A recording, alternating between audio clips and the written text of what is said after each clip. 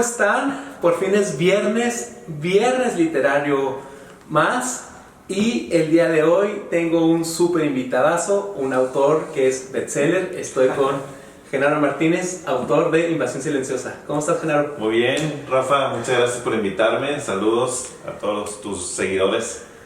Hoy, es un honor estar aquí para todos los que nos están viendo. Este libro, que se llama Invasión Silenciosa, fue bestseller en su lanzamiento. Entonces, estar con un autor que ha logrado ese éxito en Amazon, pues estamos hoy de manteles largos, Genaro. No, yo estoy encantado de estar aquí contigo. Muchas gracias. Oye, pues vamos a empezar un poquito con tu historia y déjame decir, te voy a confesar una cosa. Yo era muy escéptico de leer ciencia ficción, pero tu libro de verdad me sorprendió, me cautivó, y para todos los que nos están viendo, vamos a empezar con tu libro, ¿te parece? Claro. Lo primero que vamos a ver en el libro de Genaro es un arqueólogo que se llama David y que está desenterrando un fósil, en el desierto de Coahuila.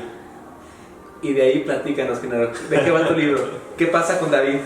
Mira, David está con este equipo de paleontólogos ahí excavando en el desierto de Coahuila, porque en Coahuila, para los que no saben, es una tierra muy rica en fósiles de dinosaurios en el mundo real, ¿no? Entonces, entre los huesos del dinosaurio encuentran como una pieza de metal que, conforme la excavan, la desentierran, la logran ya extraer de la tierra, y resulta que tiene una forma no natural, ¿no? Es la primera impresión que les dio. No es natural, no es como que un mineral, una roca, no. Tiene una forma como diseñada por alguien o por algo. Entonces, esa sorpresa pues provoca una discusión entre los paleontólogos, porque son científicos, ¿no? Sí, no cuadra. Entonces, es decir, que es una pieza en una época en donde no debe haber ese tipo de... Exacto. David tiene un amigo que se llama Charlie, ¿verdad? Que están ahí,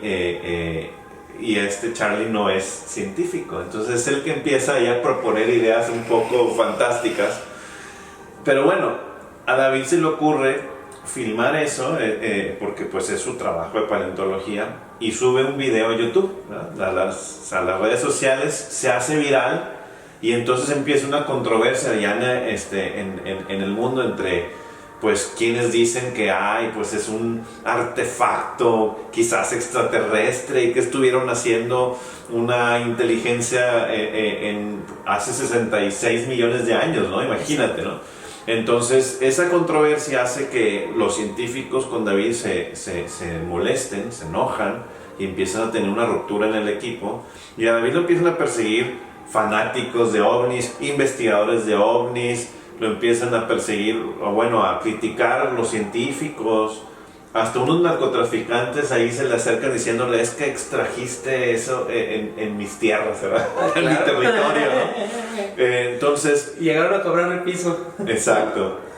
Pero se le acerca también una persona que se llama Victoria, que es la otra protagonista del libro, que ella trabaja para una agencia medio extraña en los Estados Unidos, y a ella la mandan a investigar esto. Y llega y se presenta como si fuera de la NASA. Entonces pues David dice: wow, alguien de la NASA vino, entonces quizás esto tiene algo de verdad. Entonces la novela se trata de una carrera por descubrir la verdad detrás de este supuesto artefacto extraterrestre. Y pues está llena de mucha acción, mucho suspenso, persecuciones, balazos, muertes, romance, ¿verdad?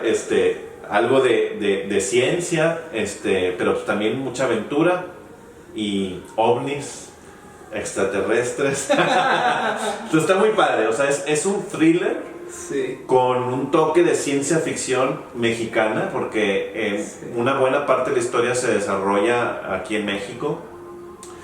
También se van a Estados Unidos y todo, por lo que implica la historia. Pero es para los que les gusten las historias así de suspenso, los thrillers. Para quien le guste ver una serie en Netflix que te picas y querías ver el siguiente episodio y te lo acabas en un fin de semana, así es este libro. Es un thriller con elementos ahí de ciencia ficción. Déjame decirte una cosa que a mí me pareció genial de tu libro. Y es que cuando un autor elige un tema de ciencia ficción, se va o dinosaurios, o se va a naves extraterrestres, o se va para lo paranormal, etcétera, ¿no? Y creo que tu libro tiene una genialidad. Y es que combinas dos temas. Sí. El de los dinosaurios y el de los extraterrestres, ¿no? Los Sí. ovnis. ¿Cómo te inspiraste? ¿Por qué decidiste cruzar y usar estos dos elementos en tu libro? Como es mi primera novela de ciencia ficción, yo decidí darme el permiso de escribir lo que yo quisiera. No tenía que responderle a nadie, ¿no? Más que a mí. Y desde niño a mí me han apasionado esos dos mundos, ¿no? La ciencia ficción porque pues yo crecí en los 70s y los 80s y la ciencia ficción estaba en su apogeo, ¿no? Con Star Wars, con George Lucas, Steven Spielberg, Kubrick, o sea, todas esas películas que nos llenaron nuestra infancia de imaginación, pues así funciona mi mente, ¿no? Y siempre tuve esa curiosidad al ver las estrellas, pues de que hay más bien en el universo. Yo siempre he creído que los ovnis son reales y pues es lo que me ha llamado desde niño, ¿no? Pero al mismo tiempo los dinosaurios, como a muchos niños, también me apasionan, pero sobre todo porque yo de niño en el rancho de mi abuelo habían fósiles. Yo descubrí fósiles de conchas y caracoles y amonites y yo quería encontrar un dinosaurio. Yo quería ser un paleontólogo de niño, pero pues bueno, pues todavía no existían ese tipo de oportunidades en aquellas épocas aquí. Y entonces cuando decidí escribir historias, pues tenía varias ideas y yo dije, bueno, a ver, ¿cómo puedo combinar el tema de los dinosaurios y los extraterrestres? Y me encontré con un cómic hace muchos años que se llamaba Aliens vs. Dinosaurs. Y yo, o sea, mis dos cosas en una. Y vi el cómic y no se parecía nada al flashazo de inspiración que tuve al ver esa portada del cómic. Ok. O sea, la portada venía muy padre. La portada, pero ya de hecho, mi portada está está inspirada en esa primera inspiración que tuve. Pues tenía un T-Rex, ¿verdad? Y arriba del T-Rex estaba un ovni, ¿verdad? Pero ya veían el cómic y pues hablaban y no sé, no me gustó. Entonces yo dije, wow, entonces esto puede ser la semilla de una historia. Entonces por mucho tiempo, después de que vi esa imagen que fue, porque todo lo anoto, ¿verdad? Fue en el 2011. Okay. Bueno, estuve como unos 2-3 años pensando en esa idea de ¿qué circunstancias pudieron haber surgido como para que en el tiempo de los dinosaurios, aquí en nuestro planeta, hayan venido ovnis, extraterrestres, ¿verdad? Alguna civilización extraterrestre en nuestro planeta. Entonces, pues esa es la idea que tuve. Pero yo quería hacer una historia humana, ¿verdad? De personas. O sea, mi novela no es de dinosaurios peleando contra extraterrestres, no es de eso, pero es de contestar esa pregunta de, bueno, y habrán venido aquí en nuestro planeta los extraterrestres, se habla mucho de eso, ¿verdad? Pues imagínate que se hubieran venido desde la época de los dinosaurios, ¿no? Y de eso se trata. Entonces, al final la historia es de David y de Victoria tratando de encontrar la verdad detrás de ese supuesto artefacto extraterrestre, pero la trilogía completa, ¿verdad? Porque esta es la primera parte de una trilogía, pues sí tiene que ver con la vida en el universo, ¿no? Okay. De dónde viene y qué cosas suceden en la comunidad galáctica, como para haber juntado dos mundos distintos, ¿verdad? En un momento, ¿no? Y yo me imagino que ese desenlace tiene que ver con la pieza que encuentran en el dinosaurio en el desierto ¿no? Porque llega un momento en la historia donde todo gira alrededor de la pieza, o sea, la pieza resulta ser algo fundamental, ¿no? Es una técnica narrativa para los que nos escuchan y que son escritores, ¿verdad? Esto no lo he platicado mucho, yo creo que nunca en ninguna entrevista, pero hay una técnica que se usa mucho en las películas que le llaman el MacGuffin. Es un nombre medio raro, pero el MacGuffin creo que viene desde Alfred Hitchcock. Y es algún objeto o algo que impulsa la historia, ¿no? Así es. Entonces, Y a los personajes. y a los personajes. Entonces, por ejemplo, en Star Wars, el MacGuffin era pues los planes de la Estrella de la Muerte, de la Death Star que tenía R2-D2 en su memoria, ¿verdad? Los que la princesa Leia puso. Y entonces, ese robot que trae esos planes, pues es lo que querían llevar Luke y Leia a, ¿verdad? A la Alianza Rebelde para destruir y ganarle al Imperio, ¿verdad? Okay. Ese elemento es el que empujó toda la historia, ¿no? Entonces, en muchas historias que vemos en el cine o que leemos libros, hay objetos o situaciones que impulsan la historia. En este caso es el artefacto. Entonces, el artefacto es como que es lo que lo encuentran y es la pregunta, ¿qué significa? ¿Qué hay detrás de este artefacto? Y todo lo que sucede es por causa de haber descubierto esa pieza. Y aparte está padrísimo porque también transforman a los personajes. Ajá. Porque la primera imagen de David es el de un arqueólogo. Sí. Y conforme va pasando la historia, de repente se convierte en un Indiana Jones y se convierte en un James Bond, ¿no? Pues las circunstancias lo obligan, ¿verdad? Se tiene que adaptar a eso, porque es un paleontólogo frustrado, empieza ahí porque este personaje, su historia es que pues estudió en una universidad en California, en Berkeley, paleontología, y estaba trabajando para la universidad, haciendo investigaciones en diferentes partes del mundo. Donde está su mentor, por cierto. Ahí está su mentor, ¿verdad? Que sale más adelante. Y por cuestiones familiares se tiene que regresar a México, ¿no? Y entonces regresa a México y ya no se pudo volver a ir a Estados Unidos. Entonces terminó trabajando, después de haber estado con museos, investigando teorías como la de la panspermia, que luego platicamos de eso, pues termina trabajando para un coleccionista muy famoso aquí en la región, ¿verdad? Que está inspirado en alguien, en un personaje real aquí. Veanlo para que todo el mundo, cuando vea el personaje, todo el mundo va a saber de quién está hablando. De quién es, pero bueno, es una inspiración. Pero él está frustrado porque no quiere trabajar para un coleccionista, él quiere trabajar para seguir avanzando en la ciencia de la paleontología. Entonces, en su frustración y querer volver como que al escenario mundial, ¿verdad?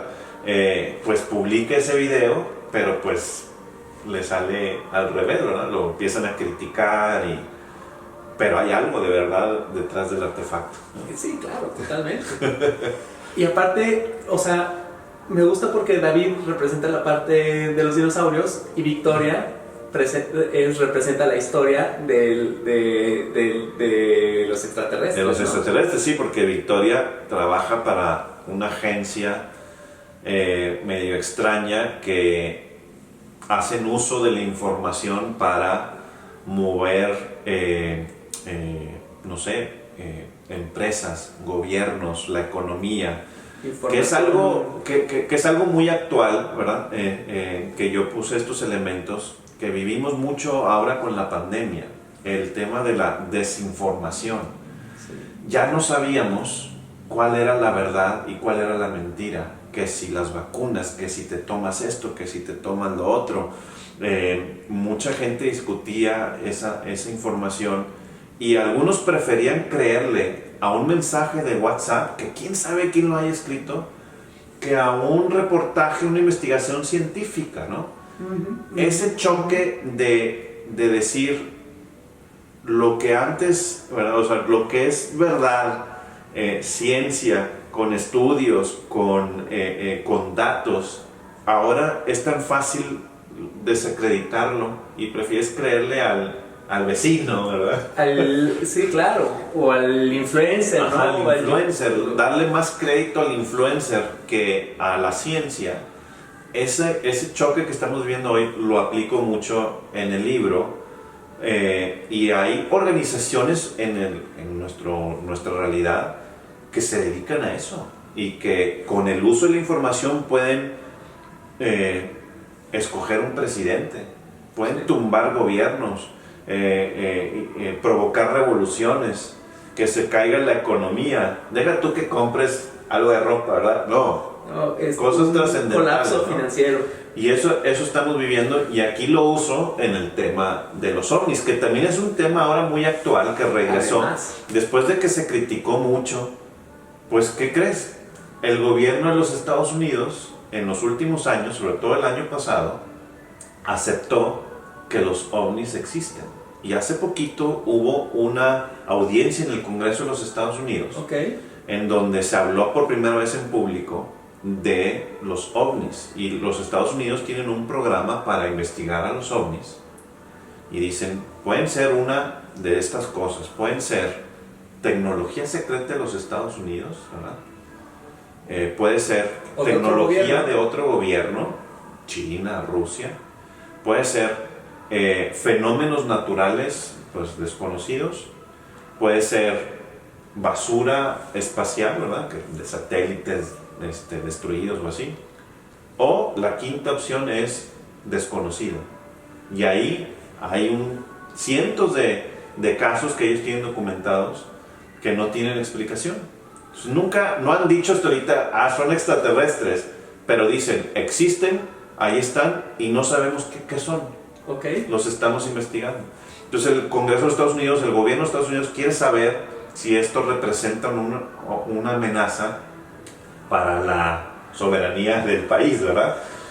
Y entonces pues ahora eso es real. Antes se criticaba a la gente que creía o que hablaba de eso, y ahora pues no solamente por el gobierno, en la ciencia hay ya estudios para buscar vida en otros planetas, ¿no? Entonces toda esa conjunción de temas muy actuales, les pongo un elemento fantástico. Totalmente. Y es lo que pues, es la historia de Invasión Silenciosa. Porque además, o sea, para todos quienes vayan a leer este libro, de verdad, léanlo. Está muy bien documentado. O sea, el término de panspermia. Nos explicas también en el libro cómo sí hay investigaciones en donde ya han identificado algunos planetas, Sí. donde existen, por las condiciones, la probabilidad de que exista vida, ¿no? A mí me encanta todo esto, entonces hice mucha investigación, de leer documentos, libros, publicaciones científicas, es más, hasta con un paleontólogo real, que es el paleontólogo más famoso de México, que trabaja ahí en Saltillo, en el Museo del Desierto. Él es el director del Departamento de Paleontología. Pues me asesoré con él, le mandé unos capítulos de mi libro, donde salen escenas de paleontólogos y su trabajo, y de los dinosaurios, ¿verdad? Entonces él me revisó, me hizo sus correcciones, sus sugerencias. Unas pues las tomé muy a pecho porque pues quiero tener ese apego a la ciencia. Claro. Pero también hay cosas que te tienes que dar permiso como escritor para que la historia tenga pues más drama o un poco tema fantástico en mi caso, ¿no? Y en el tema de todo lo que es la ciencia, la astrofísica y de los planetas y los exoplanetas, que son planetas que se han descubierto miles, hemos descubierto como humanos miles de planetas fuera de nuestro sistema solar. Antes era una teoría, se creía que las estrellas que vemos en el cielo tienen planetas, pero no lo habíamos comprobado.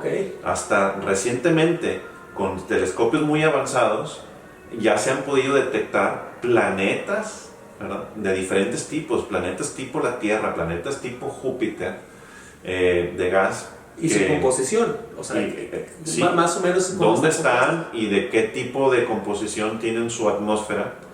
Y si hay materia orgánica, ¿no? Porque en el libro mencionas... Hoy se está investigando eso. ¿Cómo puedes tú analizar la atmósfera para ver si hay, o la luz que emite que rebota en un planeta, para tratar de ver qué tipo de elementos existen en la atmósfera de ese planeta y decir si hay compuestos orgánicos o no?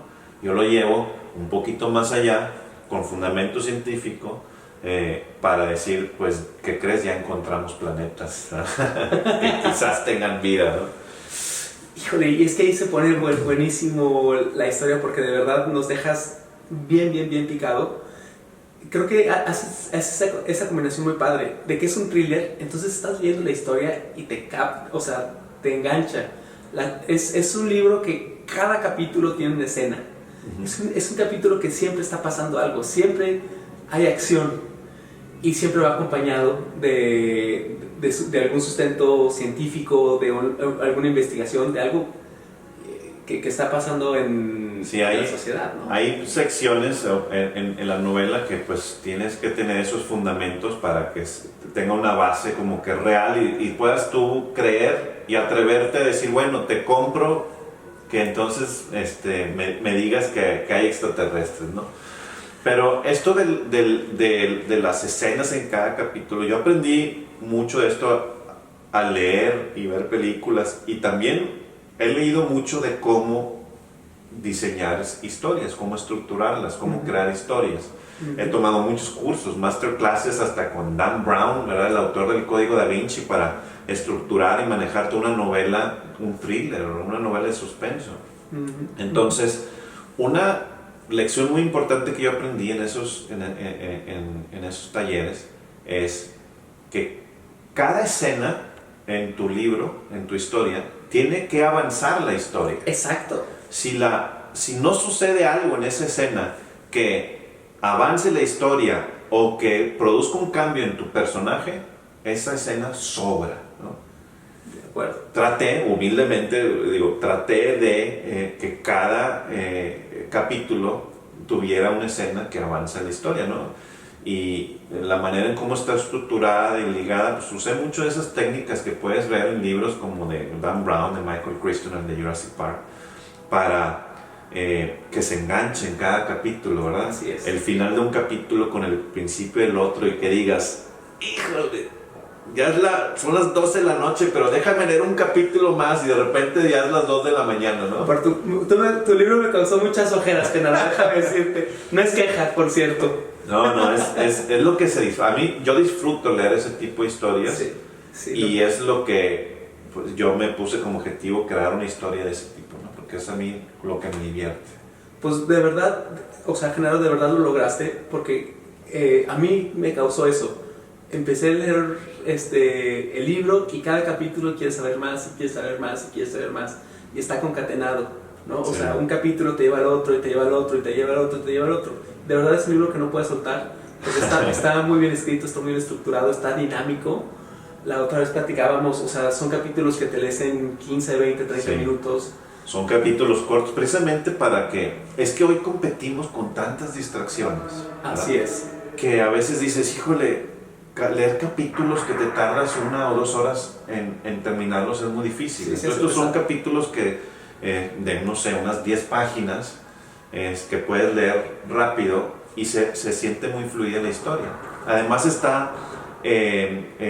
la historia está narrada desde 2 puntos de vista, desde David y el de Victoria. Entonces, un capítulo es de David, otros capítulos de Victoria, y entonces te da una dinámica muy interesante a la hora de leerlo. Para todos los que nos están viendo, les quiero compartir una anécdota que tuve con Genaro, y es que hace años atrás, en un taller literario, ahí tuve la oportunidad de conocerte, y me acuerdo muy bien que cuando presentó cada quien el proyecto que estaba trabajando, me acuerdo que tú dijiste que estabas escribiendo ya una novela de ciencia ficción. Y lo dijiste con tal convicción que a mí se me quedó muy grabado. O sea, de hecho, de todo el grupo, dije, híjole, este cuate sí trae mucho punch. Y por eso me da mucho gusto que ese trabajo esté aquí materializado, porque sé que fueron muchos años. Sí me acuerdo que nos conocimos en un taller de la Fábrica Literaria, que fue donde yo empecé pues a creerme la que puedo escribir una novela, porque al principio no sabía cómo, ¿no? Y me tardé pues prácticamente 7 años. Yo empecé en 2014 a escribirla, ya cuando comencé a ir a los talleres. Y prácticamente 7 años después, en 2021, fue que publiqué mi novela. Y fue un proceso de aprender. La Fábrica Literaria, esos talleres me ayudaron como a que fluyeran las ideas que traían mi cerebro y salieran. Pero también estuve leyendo mucho, como te decía, de cómo estructurar historias.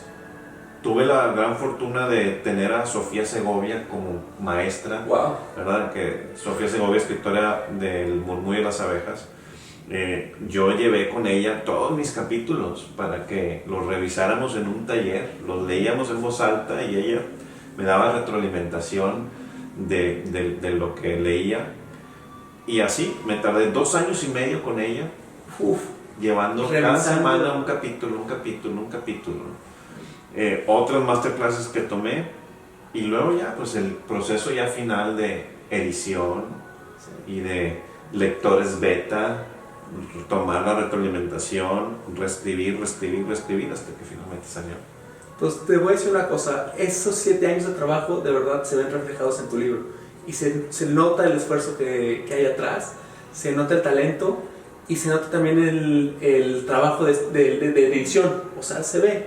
Cuando uno lee, sabe cuando un libro está bien escrito y tu libro está bien escrito y desde luego, por lo tanto, no me sorprende que seas bestseller. ¿Qué se siente ser bestseller? No, muy padre, pero es también un esfuerzo, hay un trabajo detrás, porque uno cree que por publicar su libro y ponerlo en una librería o subirlo en Amazon se va a vender solo. Yo te he visto a ti, Rafael, también he aprendido de cómo como autor hay que hacer ese trabajo, sí, de ir allá afuera y promover tu libro, venderlo. Y yo te veía a ti y yo dije, a mí se me tiene que quitar la pena de hablar de mi libro, ¿no? Entonces, hay que hacer eso. Y en cuestión del bestseller de Amazon, también tomé cursos de marketing para autores, ¿no? Entonces, yo hice una estrategia de cómo preparar el lanzamiento de mi libro en mis redes sociales, que son pequeñas, ¿verdad? Pero eso me sirvió para ir calentando mi audiencia inicial de que ahí viene mi libro y ya lo terminé de escribir y luego ya lo voy a lanzar y luego se llama Invasión Silenciosa y esta es la portada, y así fui preparando y hice una campaña de pre-order, ¿verdad? De preventa del libro. Entonces, cuando se publica en Amazon, pues todas esas preventas se acumulan, y más todas las ventas que hubo en esas primeras semanas, pues lograron que se colocara como bestseller en la categoría de ciencia ficción y fantasía en Amazon México. Imagínate, con Harry Potter en un lado y Dune en el otro. Sí, wow, ¿no? Bro, bueno. Pero para estar ahí, pues hay que hacer ese esfuerzo, ¿verdad? De este tipo de esfuerzo que estamos haciendo aquí juntos, pues es cómo llegar a que te lea más gente, más allá de tu red social. Uno de los cursos que yo tomaba decía, fíjate, y esto es en Estados Unidos, ¿verdad? Aquí en México todavía es más grave el tema, pero en Estados Unidos decía, un escritor así normal, salido aquí de la esquina, ¿verdad?, que quiere publicar su primer libro, pues no va a vender más allá de unas 250 copias en su vida, ¿verdad? ¿Y quiénes compran esas 250 copias? Family, pues la familia, ¿verdad? La mamá y el hermano, la hermana, el primo, el mejor amigo, etc. Y con mucho esfuerzo vendes unas 250 copias, pero... Y este era una estrategia de cómo llegar a tus primeras 1000 copias. Entonces decía, al llegar a ese primer hito, milestone de 1000 copias, quiere decir que ya lograste trascender tu red social. Ya. ¿Verdad? Ya hubo varios cientos de personas que te compraron el libro que no los conoces, ¿verdad? Y entonces esa estrategia es la que tienes que, o sea, esa meta, ese objetivo tienes que poderlo lograr para que empiece entonces a irse orgánicamente, más orgánico, de boca en boca, de un lector a otro lector, acumular reviews en Amazon para que cuando pues tú entres veas que pues ya tienes reviews y tienes tantas estrellas, y todo eso ayuda a llegar a más gente. Entonces, si hay un trabajo ahí detrás que tenemos que hacer como escritores para que tu libro llegue a la audiencia, ¿no? Y pueda llegar a tener pues miles y algún día ojalá millones de lectores, ¿verdad? Oye, Genaro, platícanos dónde la gente puede encontrar tu libro, dónde lo puede comprar y cuáles son tus redes sociales. Muy bien, pues mi libro está exclusivo en Amazon, en Amazon México, en Amazon Estados Unidos. Donde haya Amazon está mi libro, tanto en pasta blanda como en digital para Kindle. Entonces pues muy fácil, lo puedes comprar en Amazon Kindle, lo tienes al instante, o si lo compras en paperback pues te llega en 3-4 días. y me pueden encontrar en mis redes sociales, en Instagram, en Facebook, en Twitter, es @GenaroM, Genaro con J, Genaro M de Martínez, y ahí pueden ver y pueden seguirme, pueden suscribirse a mi newsletter donde iré anunciando cómo voy con la segunda parte, porque ya estoy en eso, ¿no? Oye, vamos para terminar nuestra charla y para dejar picada a la audiencia, te quiero hacer una pregunta.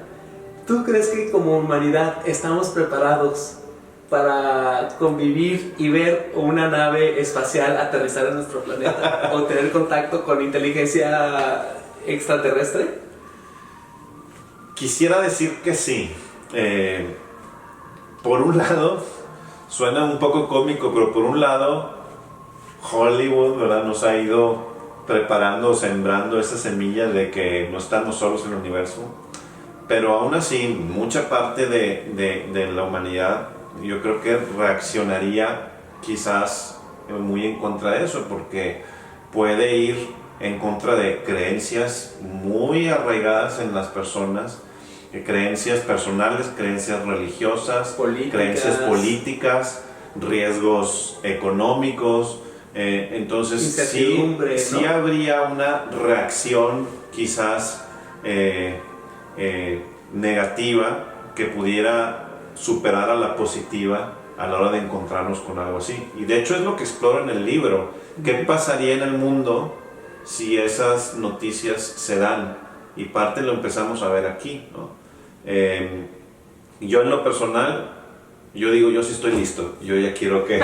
¡Llévenme! Ya quiero que lo divulguen, ya quiero que suceda, ¿no? Y espero que suceda en nuestras vidas. Es que esa es una de las grandes incógnitas que manejas en tu libro. Sí. Te pone a pensar en, a lo mejor puede ser que ya estén aquí, pero hablando de cuestiones políticas, a lo mejor los gobiernos dicen, creo que la gente todavía no está preparada, entonces vámonos reservando esta información. Y más que la gente no está preparada, creo que tiene que ver con qué consecuencias habría por eso, ¿verdad? Porque si con cualquier estornudo, ¿verdad?, se cae la bolsa, ¿verdad? Y ahora imagínate con algo que puede cambiar totalmente las prioridades de la gente. Entonces, pues, hay como que muchos riesgos de que esas noticias se den, y hay quienes controlan estas tipo de información que dicen, no estamos listos para perder pues todo el business como lo tengo bien armado ahorita, ¿verdad? Claro, cierto. Y hay otra incógnita de que en el momento en que eso suceda, creo que como seres humanos nos vamos a hacer una gran pregunta. ¿Vienen en buen plan o vienen a fastidiarnos, no? Y creo que esa es una de las grandes incertidumbres que tenemos. Hollywood te va a decir que vienen a aniquilarnos o algo. Los científicos te dirán que pues, una civilización que ha viajado distancias tan enormes para llegar aquí, es una civilización tan avanzada que no van a andar con cosas tan inmaduras como invadir otro planeta, ¿no? Pero bueno, hay que hacer una historia emocionante. Por eso te digo, eso es para dejar picadas a la gente que nos está viendo, que se anime a leer tu libro, porque esto que estamos platicando seguramente, bueno, no lo sé, pero por allá pinta, o nos dejas esa sensación de que a lo mejor por ahí vamos a encontrar algo en los siguientes libros. Así es, mi objetivo con un libro como este es que el lector pueda hacerse preguntas, que le despierte un poquito esa imaginación y diga, bueno, y si esto sucediera, ¿qué haría yo? ¿O qué pensaría? ¿Qué pasaría a mi alrededor? Y pues esta es una versión de lo que pudiera pasar, y de eso se trata. Claro, porque nos pones a pensar y aparte nos diviertes. Entonces, te felicito. Muchas gracias, de verdad. Rafa. Muchas felicidades. Entonces, pues ya lo saben, miren, Invasión Silenciosa, córranle a Amazon, de verdad, es una gran historia, muy bien escrita, bien documentada, llena de mucha acción. Entonces, pues muchas gracias, Genaro. Encantado de estar aquí contigo, muchas gracias por invitarme y pues sigamos platicando. Venga, muy bien. Gracias. Pues muchas gracias a todos quienes estuvieron al pendiente de esta entrevista. Y no olviden suscribirse a mis redes sociales, darle like a este video a todos quienes nos vean por YouTube y nos vemos el próximo viernes cuando tengamos otro viernes literario. Muchas gracias y hasta luego.